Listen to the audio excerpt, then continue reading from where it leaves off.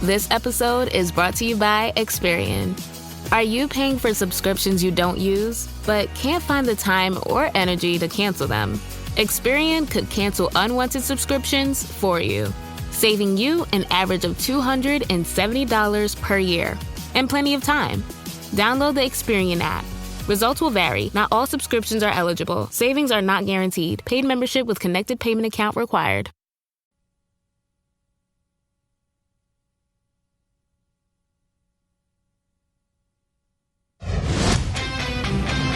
Today on an all-new Dr. Phil. Families who are fighting over the will. My granddaughter demanded I make a will out immediately. My grandma went ballistic. This nice little lady is a conniving bitch. It's got a feel of vultures fighting over something, except it isn't dead yet. Is it really worth it? Plus, did you hire an attorney to declare your son incompetent? For the first time ever. You said no, when in fact you and I both know you did. Why was Dr. Phil pushed to the edge? I'm done. I'm done. Coming up. Let's do it.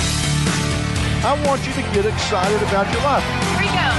Stand by, camera set. If you're going to talk to me, you're going to have to be honest. Stand by, Dr. Phil. Showtime. This is going to be a changing day in your life. Stand by A and roll A. Check in. Go, Dr. Phil.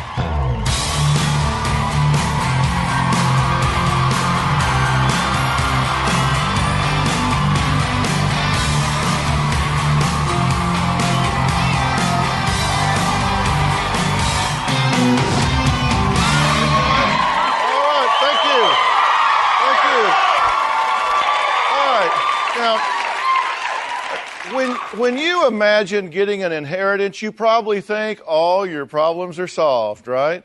But today, you're going to hear why it can be more trouble than it's worth. We're talking to families who are fighting over the will. Now, my first guest, Amber, says her grandma should put her mom's name, Devine, on the land. But her grandma's 84, and she says, I believe I'll just keep this till I die. Take a look. My grandmother is 84 years old, and she's very selfish and controlling. My family has 2,000 acres of land in Saskatchewan. It was originally owned by my great-grandparents. My husband and I were married in 1944. We were married 60 years, and when John passed away, the farm, the land, the machinery were left to me. My father distinctly told my mother that if anything happened to him, she was to put my name on the land, so there'd be no inheritance tax. And that didn't happen. Did you talk to her about putting your name on the land? Yes. Because my mother's name isn't on the land, it could cost her upwards of $500,000 to keep the land.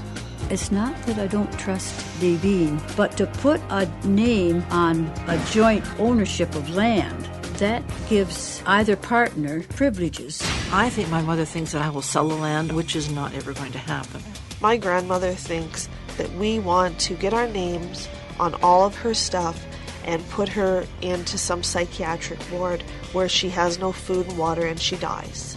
If you have a stroke tomorrow, there is no way we can access your bank accounts, access the security box. We can't even change your phone because our names are not on any of your accounts and we don't have the paper to show it.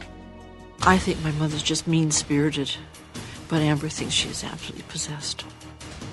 After my grandfather died, we started to talk about what needed to be done as far as the land. My grandma went ballistic. She kicked us off the land. This nice little lady that you see here is not a nice little woman, trust me.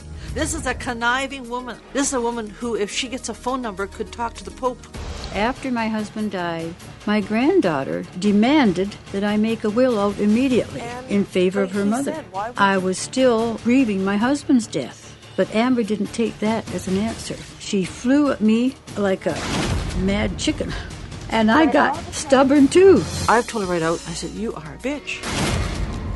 I'm afraid of her. I'm afraid of her threats. She is so violent and so vulgar. She'll slam doors. My grandmother will say things like, I don't care what happens to the land. I don't care if you guys have to pay taxes on it. Like, why does she want to take this away from us? It's not just hers, it's ours as well.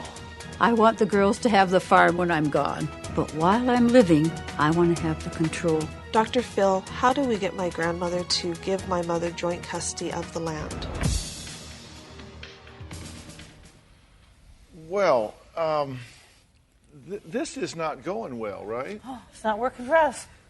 What's your relationship been before all of this? You've not gotten along well all along, right? There are times when the girls come back individually when they come home. It's fine. But when they get together, it seems as though they seem to be scheming constantly on the farm and the ranch. Yes. Really? Yes. And they say that, what was it you said, she's possessed? I don't think she's possessed. I mean, my mom said that I think she's possessed. I think she's just selfish, and she's mean-spirited, and she always has been. How do you feel about your granddaughter describing you that way? I'm surprised. I'm so surprised that Amber feels that way. She's been controlling all my life, and I would probably imagine all her life. So what is it you want her to do? When my grandfather, before he passed away, he had us all in a room, and he said, the land right now is jointly with my grandmother and my grandfather. When he died, he wanted the land to go jointly with my grandma and my mom. For them to be jointly because of capital gains, because of taxation. And that way it will just roll over without the government taking land or taking money, that kind of stuff. So that's, for me, it's just logical. It's not.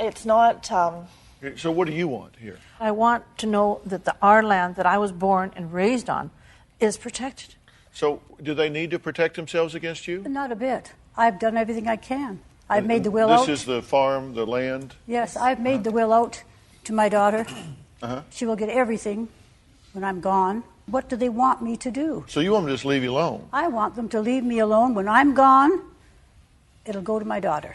Do y'all feel funny at all about fighting over the stuff before she's still here? Yes. I mean, she seems pretty spry and pretty sharp. She's sharp and she's spry. She's spry, trust me. Yeah. But what she doesn't understand is this tax, and it would just roll right over. There would be no going through. Do you know that for a fact? Yes. Because I've done some research on that, and they tell me that's just not true.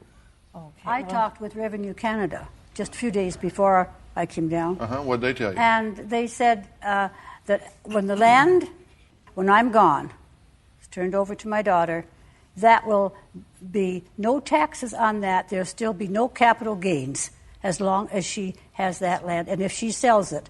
But after that, then there will be a capital gains on that land. Yeah, do you believe that? I believe part of it, but it has to be registered in my name, and that's where the money comes in when you go to re-register it into my name. Is it really important enough that y'all are just, I mean, it's like, it's got a feel of like vultures fighting over something, except it isn't dead yet. Yeah, that's right. You know, and that's kind of, you got to feel kind of funny about that. I feel terrible about it. I really do. Because you've asked her to do several things. You've asked her to change your will, because your will left everything to your husband, and now he's deceased. And so y'all said, you need to change your will. And you did. Yes, I did. And you said, well, but what happens if you become incapacitated? There needs to be a power of an attorney. Right. I want you to draw up a power of attorney giving me the control and right, correct? Not ask for myself, but for someone in case, because she insists on going to Arizona for 6 months a year, and we're worried that something may happen to her there, and then who would know if anything even happened? Okay, and you did that? Yes, I told the girls I did that. They needed me for a long time. I have a lawyer. I talked with him. I said, this is what I want to do. I want to put my daughter's name on this power of attorney. But the girls wouldn't believe me. They refused to believe me. You also at one point told me that you put her name on the land, and then it's like you delayed time. No, that's what you said. No, you don't just put a name on the land. But that's what you said to buy, and I feel it's because you were trying to buy time before you could take off on your little jet to Arizona. What do you mean, get on your little jet to Arizona? If that's what she wants to do, well, she can. What business is it of yours? She can. Well, then stop controlling me. She tries to control me. For 33 years, she's tried to control me, and I've said, no, you're not controlling me anymore. Well, now, wait a minute. How does somebody control you? Emotionally. Well, isn't that your choice? I don't look at it when I was 8 years old, okay? Well, let's take a break. When we come back, we're going to see whether Aileen should sign this farm over to her daughter before she dies, and we're going to talk about some of these other issues when we come back.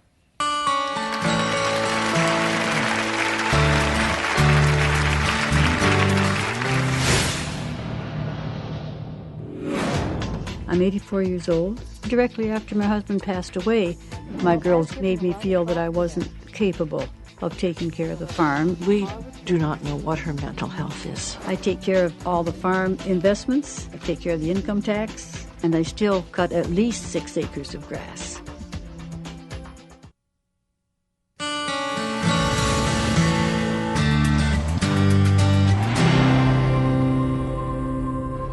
Whenever we talk about the land, there's always a huge argument. I don't know what else I can do to please the girls.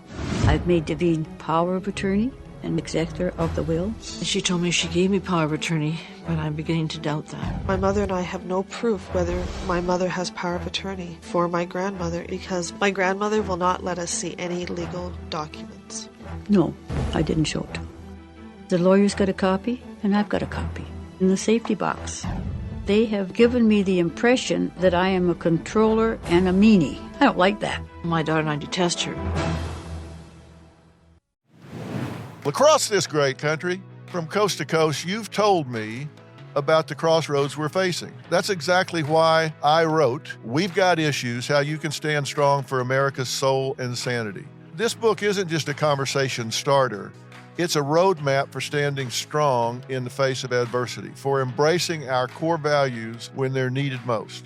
We're talking about real strategies for real people dealing with real issues, from navigating the complexities of today's polarized world to fortifying our families. And I set forth in the book 10 principles that I think are critical for a healthy society. This is not about politics. I'm not a politician, don't want to be a politician, don't know enough about politics to talk about it. But I talk about every angle of life as we know it, from family and relationships to the burning issues that are shaping our world today. We've got issues, how you can stand strong for America's soul and sanity. And you'll find it anywhere books are sold. It's about time we start addressing what truly matters.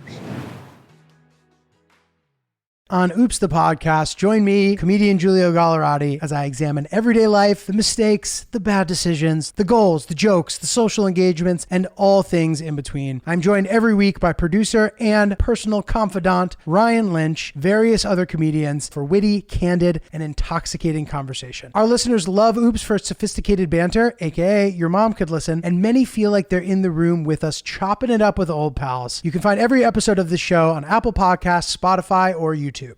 Well, today we're talking to families who are fighting over the will. Now, in this case, everybody's still alive, so the will hadn't kicked in yet. Aileen is 84 years old, spry, sharp. Her granddaughter, Amber, wants her to put her mom's name on the farm now, even though she's set to inherit it when Grandma's gone. Now, Amber and her mom say it's just to save taxes, but Grandma says she's worried if she lets them put one foot in front of the tent, what will stop them from putting both feet in the tent? So you think they're being greedy? I would like a little more respect from them in this case, and I do think that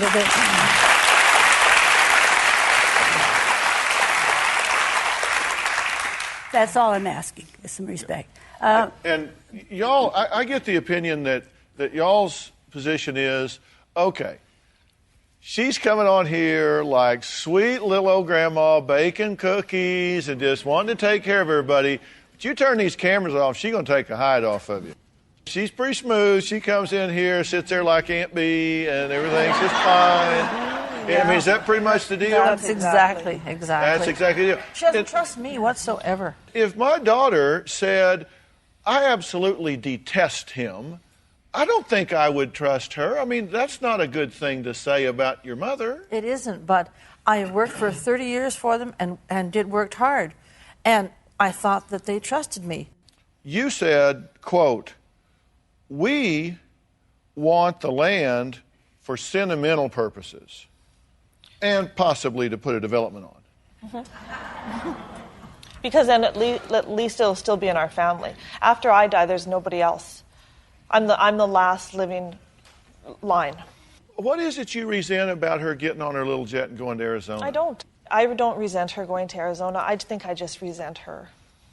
Well, you said she insists on going to Arizona for 6 months a year. She gets on her little jet and off she goes. Yes. And you said that she controls you and that you spend half of your life on welfare because of her. And that's a conversation they need to have because she was really the one on welfare. I was a child, so I was 8 years old. I came back to the farm to work for my father, but I didn't get paid. Okay. And of course, you don't agree with that. No, I You think don't. she got paid in terms of a house, cars, gas, expenses, fuel, horses, land? How am I doing? You're right on. You're right on. When Davine came back to the farm with wee baby Amber, they were given a place to live. They never paid taxes. They had the full swing of the farm.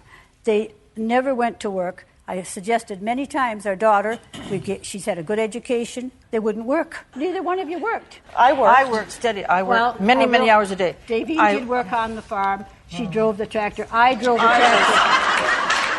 I drove a combine. What this all boils down to is, to set the land aside for a minute, y'all don't like her. You love her, but you don't like her. Yes. You feel a duty to take care of her. With me, it's a love-hate. But you don't believe that she's drawn a power of attorney. I have no idea. Didn't you just say that you did a power of attorney? Yes, I did. And didn't you know that? Yes, you told us before the show I that, went to see my that she lawyer, wouldn't let you see it, but you knew that she did. Well, I told him, I said, I've been to the lawyer, talked it over, I've made out the power of attorney, and we don't believe you, Grandma. I called my lawyer and asked him if it was necessary for me to show the girls the power of attorney papers. Right. He said, it's not necessary. It's not necessary to show anyone. You've got it. I got a copy. Well, I believe you. Okay, so you ask her to change the will. You ask her to do power of attorney. You ask her to do the insurance. Well, she's done all of those things. Okay, so all of this is because you think you can save, you said, what, $300,000 in tax? Yeah, or something like that? Well, in the switch rolling over. Even if you do, is it really worth it? Is all of this really worth it to have this between you? Because when I'm gone, the will read, it goes automatically to Davine. She gets it all. And what she does with it is entirely up to her. Okay, so what you want is that you don't have now is what? I want to be reassured that if something happens to her, that we can make decisions for her. Okay, if you knew that, would you then be that's called? That's all we've been asking for, is that we know this is so. Well, you're asking for more than that. You're asking for that, and you want her to put your name on the farm. And I'd like to have the okay, and if she does that, then, of course, your ability to do whatever you want to with the farm is compromised. You can't do that once you put somebody else's name on there. Well, no, and it's not so easy to do that. It took me a month to take my husband's name off. But you're just not comfortable putting her name on the farm right now? At this present time, no, not the way things have unfolded here. All right, certainly. And that's your prerogative, and you say there's going to be tax involved, which I don't think that's avoidable anyway. I'm not a lawyer. I'm just saying I asked the questions and got the answers, and they said no, that they don't have inheritance tax there. What they have is a probate fee, and then they have a capital gains tax. Yes. And you found out that that's not avoidable. I've found out that's not avoidable. You're all saying it is avoidable, but I don't think that's right. Well, there are ways of getting around it if we all cooperated. All right, but she's not comfortable with that, and you're going to inherit enough cash to pay that anyway, and you say what you're all really interested in is just the land anyway. Yes. Okay, and that's not in jeopardy here.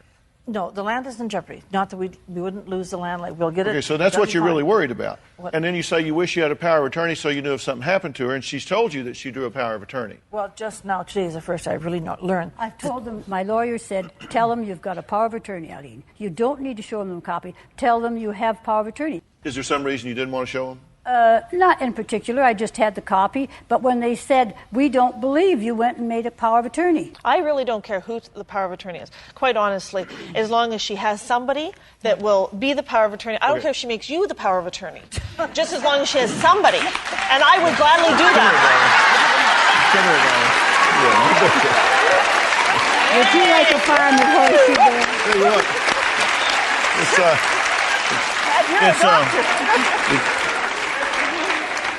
It's you and me and that farm, darling. Yeah.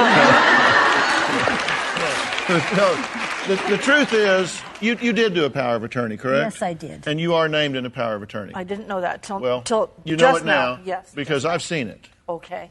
Good. See, I didn't. I've seen it. And because you trust me, Yes. so you let me see it. Doesn't trust me.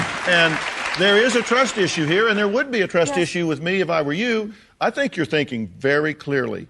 And I think that y'all want me to agree with you, and I don't. And I don't know all the history. I know you're saying, oh, she's just sweet and she's conning everybody in North America right now. I understand that. But what I also understand is this your farm. You do with it what you want to. Now, you have said that it stays in the family and goes to you on your passing. You've said that she's power of attorney. So if you lose competency through stroke or incapacitation or anything else, that you have the ability to step in and act in a responsible fashion. Right. And that's in place. And I think y'all need to be happy with that and get on with your lives. That's my view. Okay? All right, next, a teenager who inherited a large sum of money when his dad died. Find out why his mom is taking him to court. We'll talk about all that when we come back. Thank you so much. Well, I appreciate it. Immediately after Mark's dad died, I saw Tracy going out buying things. Now let's remember she's spending Mark's inheritance. My father did leave me as the sole beneficiary. Until Mark is showing maturity and responsibility, Mark doesn't need to have his money. Essentially, what she's saying is I have a weak mind.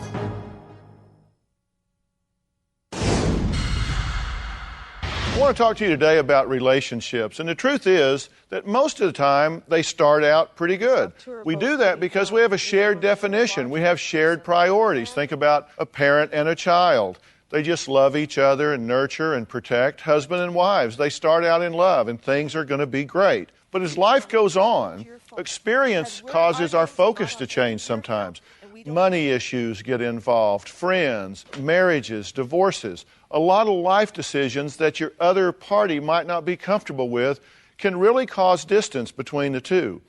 My advice is this: if you have a relationship you value, it has to transcend the dailies. It has to sit high enough up that it's not brought down by the things that happen on a day-to-day basis.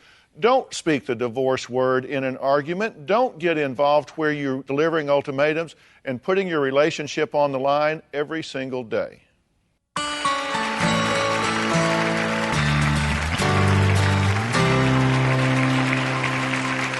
My next guest, Tracy, says her son came into a large inheritance this year when his dad passed away.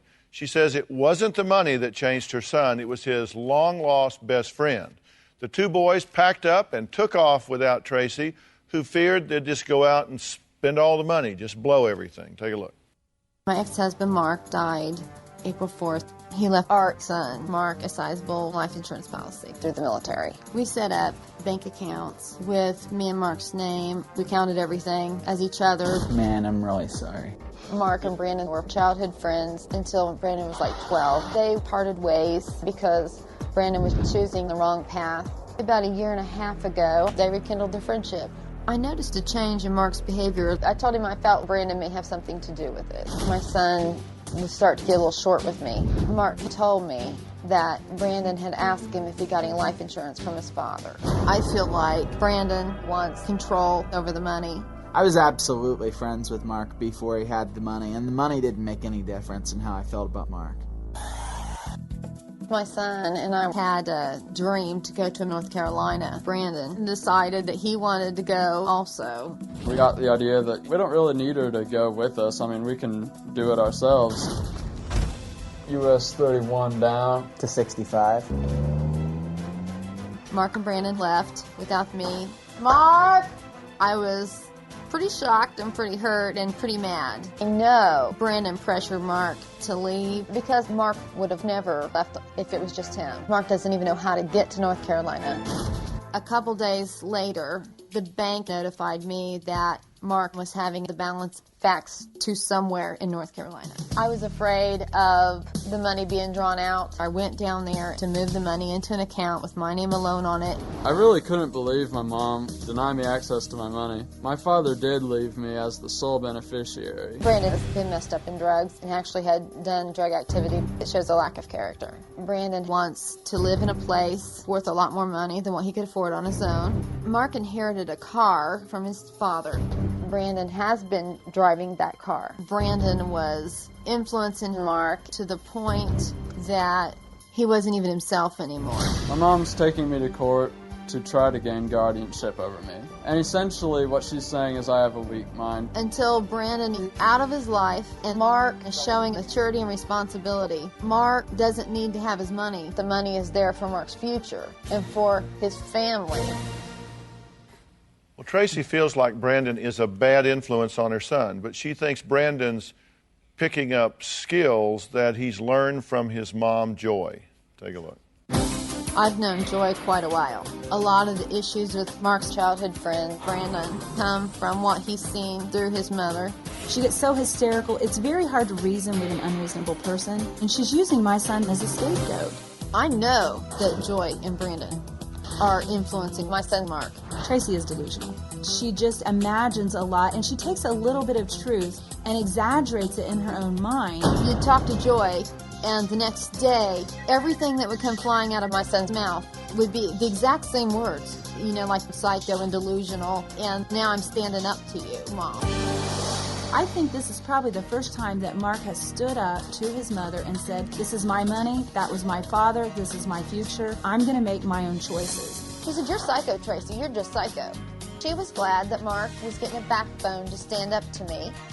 I really think Tracy is blaming Brandon because she really needs to be in control. When Mark and Brandon went out to North Carolina, they crossed Tracy. And once you cross her, she just goes spastic on you. She'll do about anything to promote her interests. I just don't feel like she's an honest person. I can't imagine that Tracy is looking out for his future. Immediately after Mark's dad died, I saw Tracy going out buying things. Now let's remember she's spending Mark's inheritance. Me and my son, Mark, regarded this money as a blessing from God for trying to live right even though we were struggling. Tracy does use God to rationalize everything, but most of the time what God's telling her is what Tracy wants to hear. So, what's up here? I mean, Mark, are you being irresponsible with your inheritance?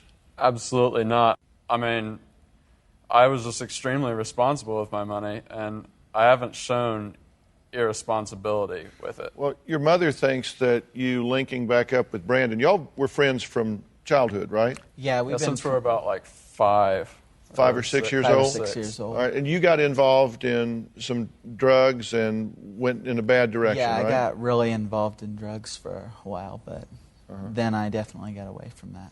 So you're out of that at this point? You're I've clean been and away from sober and drugs have been for a year good while. now. Yeah. He's been clean and sober and Tracy knows this, for like a year and a half. There wasn't a problem until after the money came. No, that their no. friendship and there was no change in Mark till after the money came. But they that's had been that's friends incorrect. prior to that, Tracy, and that's there not had been correct. no change in They Mark's were still behavior friends at and all things were until the fine money until came. they decided not to though, do you. Honestly, I can say said that for to one that me and Brandon's relationship did not change after the money. You're the one that invited Brandon back into your life, right? I agree. I've tried to help Brandon. His whole life he's around because his mom's been absent. Tracy, And that is Brandon, so not this true. is a conversation me and Brandon have had You are over, not haven't gonna we, tell me Brandon? that I've been absent yes, from my we have, son. Brandon, haven't we? I've About been how to she hell and hasn't back been with my around, how son. none of the kids even had a full bed in the house. You left these kids unattended Tracy, this when is they were not a little with smear their campaign grandmother. on Joy I'm today, sorry, okay? but This is Joy, about this you is the taking reason your son's why money. Well, this has honestly- came into us. But no, Okay, time out.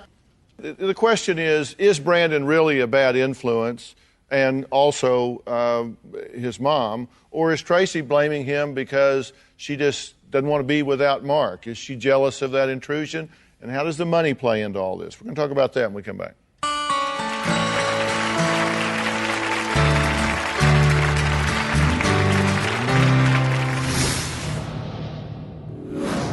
The situation with Mark and us not having a relationship, it's really overwhelming. I've lost my best friend. I definitely think my mom has some kind of separation anxiety. When I finally did speak to my mom, she was acting basically like she was disowning me. I feel like I did the right thing.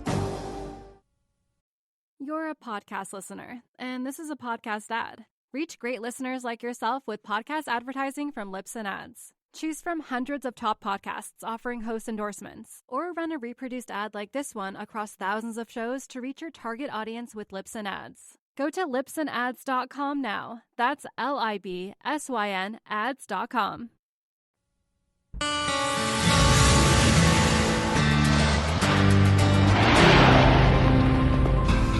My ex-husband, Mark, died. He left our son a sizable life insurance policy. My parents loaned me money to actually get the divorce. So when we got this money, it was prayed that I could pay my parents back. My mom brought up the idea that I pay Grandma and Grandpa for her divorce bill, which was $7,000. I don't really feel like my mom's divorce bill is my debt. Well, today we're talking to families who are fighting over the will, impacted by money that gets involved. Tracy says when her 19-year-old son came into a sizable inheritance, the two of them agreed that it was their shared money. Tracy says now she and her son are fighting over this inheritance, fighting over what she thinks he's doing with his life. She thinks his best friend Brandon and Brandon's mother Joy are to blame for Mark trying to skip town, spend the money, leave her behind. True or false? False. Mark, I have been planning for a whole month for Mark to go down there. And Brandon. Excuse me, Joy. Me and Mark were moving down there, and Brandon decided he wanted to go.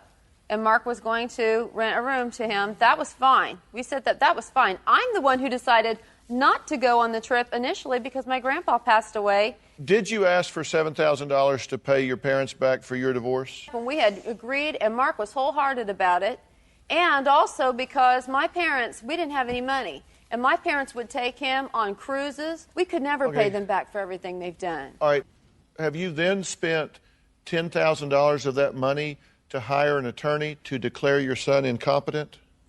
I retained an attorney under the advisement of the attorney because they left a phone call on my phone saying they went to an attorney and what I did was a felony and they were going to throw me in jail.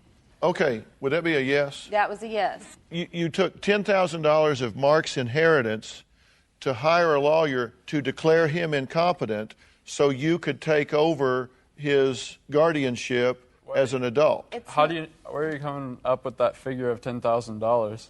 Is it $10,000? It's been retained. Because it's not been spent. You actually said that you hadn't spent any of my money at all for anything. No, I did not. I said I did not, Mark. I said. Well, I'm coming up with the $10,000 because that's what you said, that it was $10,000. That's true.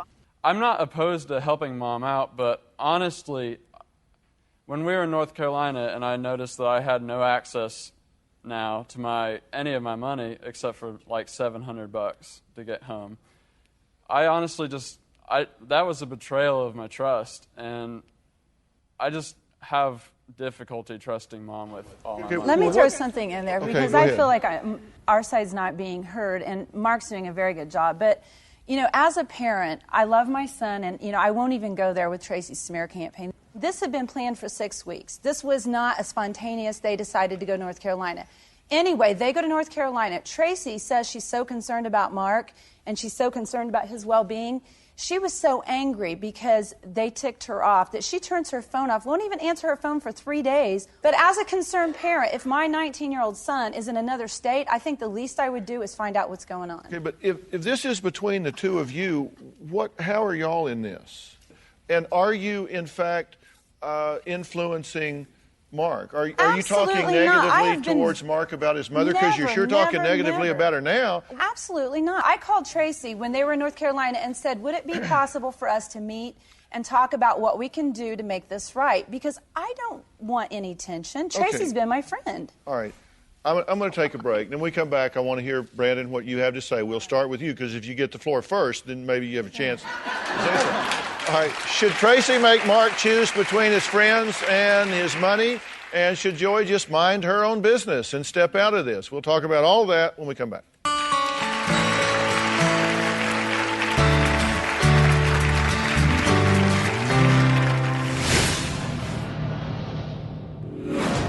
Mark had decided to hire an attorney. He didn't know what else to do to get his money back. I feel like that Mark can't have sole say-so over his money. I am here to support Mark. I believe Mark needs some adult in his life that has some reason and just some unconditional love.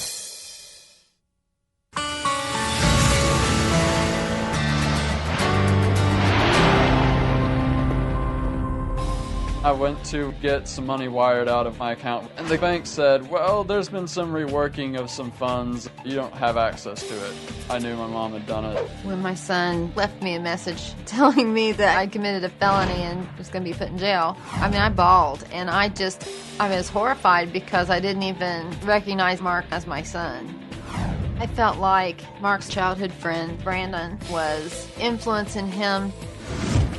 Mark definitely has a mind of his own. He's definitely not my puppet. Well, today we're talking to families who are fighting over wills, money. Tracy says that she and her son were set to share an inheritance that he had received from his father, her ex-husband. Now, she says it all changed when her son left town one day with this best friend, Brandon, and left her behind. Now, she then put all his money into her own bank account. True? No. Okay. I just want to say, yes, I did move the bulk, but there are other accounts that, yes, he can get to. Well, it just bothers me when I ask you that you said no, when in fact you and I both know you did. What do you want to say? I just wanted to say that you kind of implied that like we shouldn't be involved with this, and I completely agree with you. I don't want to be in the middle of this. Well, I didn't kind of imply that. Oh, I'm saying it's none of your business. That. But I don't. This isn't any of my business, and I don't want to be part of it. I just came to defend myself. Yeah. And I want to say that I will butt out, okay? I agree with you. This isn't about me. I haven't even been, my son and Mark live with my ex-husband. I haven't been involved in this at all. You say that you don't say bad things about her, but you've said you think she's delusional, vindictive, angry, struggles with finances, can't handle it at all, and is attacking your son. And I believe all those things. Now, have I said those to Mark? No. But do I believe that Tracy really struggles emotionally? I've known her for 20 years. She does. She has some real emotional issues, and I think that once you cross Tracy, she has a way of blowing the whole situation up. I just think that it was an overreaction. At this point, what do you want to see happen?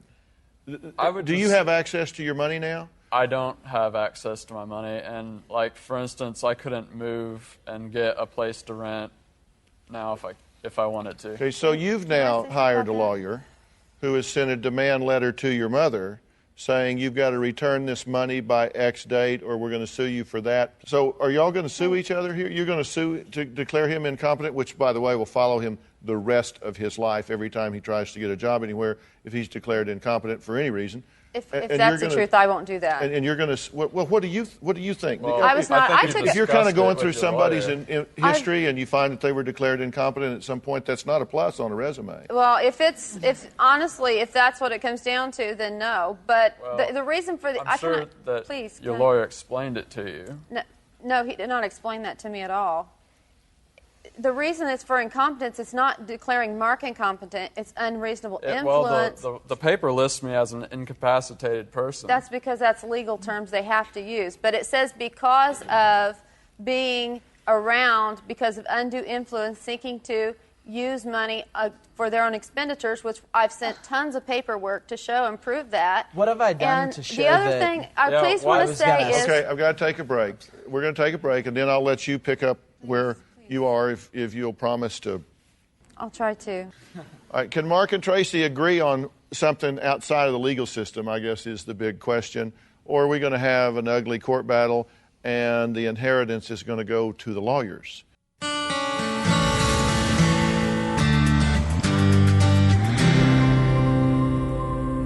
Well, we're talking about will fights today. Now, on my right is Tracy and her son Mark, and on my left is Joy and her son Brandon.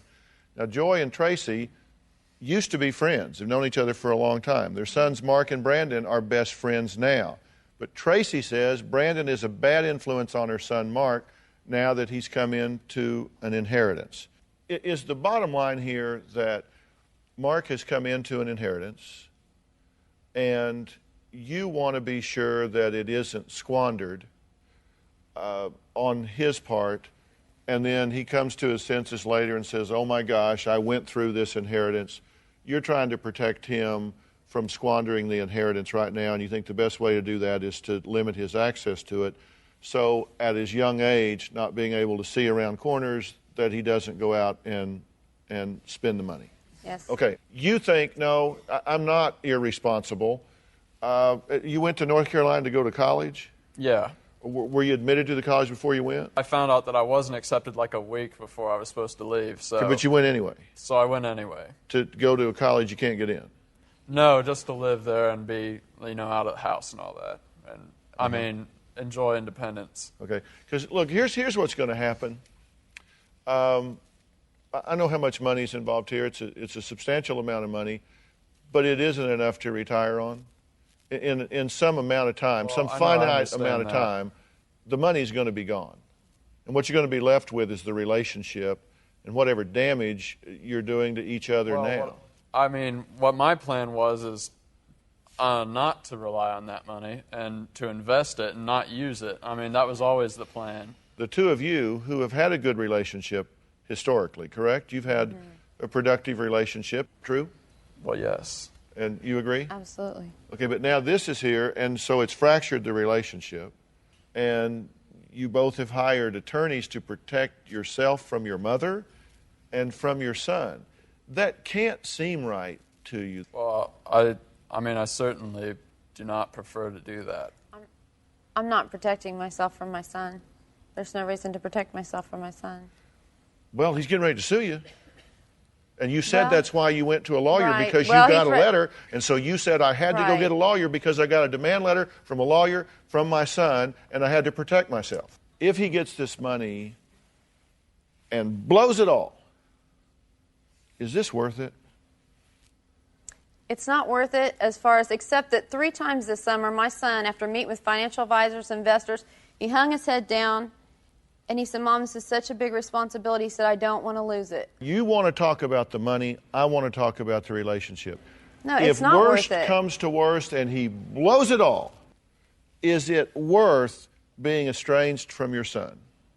No, it's really not. I've gone back and forth with just giving it to him, except that if I do actually, that, it's not yours to give to him. Well, put it back in the account. Where it rightfully belongs? Where I could put it, yeah. Yeah, because you don't have a right to the money now. It was his inheritance, and he's 19, and it's his money. And that's a problem with parents who leave money to their kids without safeguards in place. But that's where you are. I can put it back and let him have it. But it's not your choice. choice. These expenditures are associated with them. It's not your. What'd you say with them? They are associated with you and him. Not you. I have never but taken him. a dime. I have nothing to gain from this at all. Except it is, but you understand, it's not your money. I understand. I just hate to reward behavior that's gone on that I've seen. I hate to reward that, but I might have to. Are you going to get your money back? Well, I believe so. Yes. And are you going to invest it and not live on it and squander it on vacations? I have a job right now, and I was planning on having a job or going to school. Okay. And you know you can get your money back. It's legally yours. Right. And this is, you can't sustain this transfer unless you want to try to declare him incompetent, which A, I don't think you can do, and B, I think would be a real bad mark. It wasn't incompetence for him. It was incompetence because of the financial decisions. But I don't want people to think I'm saying he's crazy, because I respect him. He is a wonderful kid. Hold on. He is. He always has been. We'll be right back.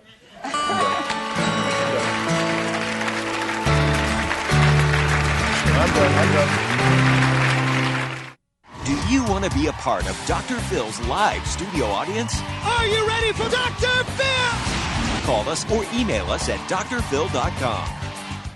Okay, we've been talking today about money and inheritances and wills, and you guys were watching this. You don't want to go there, do you? No. Okay, so can we go home and just forget about this? Yes. You got to. Okay,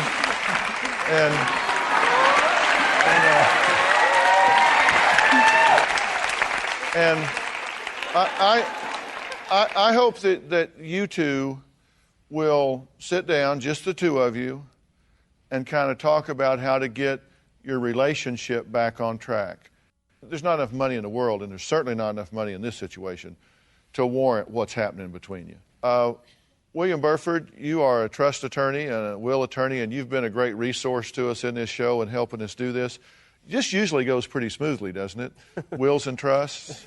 After death, there's often some of the differences that may have lurked under the surface can come out. And I think that some of those things, that money is not always the issue that is going on, but it often generates the legal disputes. It's just a battlefield that's there. But you can solve a lot of problems with pre-planning, right? Absolutely. For more information on this, go to drphil.com. We'll have some good points for you there, as well as a link to William Burford, where in the L.A. area you can get some good information. Thanks for being here.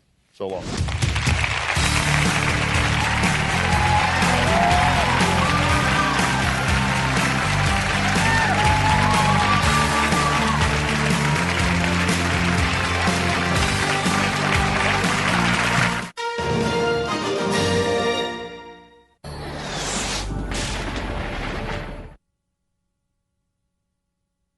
Welcome to another round of Drawing Board or Miro Board. Today we talk brainstorms with UX designer Brian. Let's go. First question. You thought you'd see everyone's idea in the team brainstorm, but you've got a grand total of 1. Drawing board or Miro board? Drawing board, right? Because in Miro, the team can add ideas now or later. And with privacy mode, we can keep them anonymous until they're good to share. Correct. Next, you need the best way to explain your idea, but all you have is a few sticky notes. Drawing board or Miro board? Drawing board, because, in Miro, I could record videos, add text, images, links, and digital sticky notes, of course, present my thoughts the way I want. Right again. Now, you're looking for a past idea you thought was just genius. Only you could find... Oh, there it is. Drawing board or... Miro. All our finished and unfinished work lives in one place. And he's won. Join over 60 million people getting ideas noticed in Miro Brainstorms. Get your first 3 boards for free at Miro.com. That's Miro.com.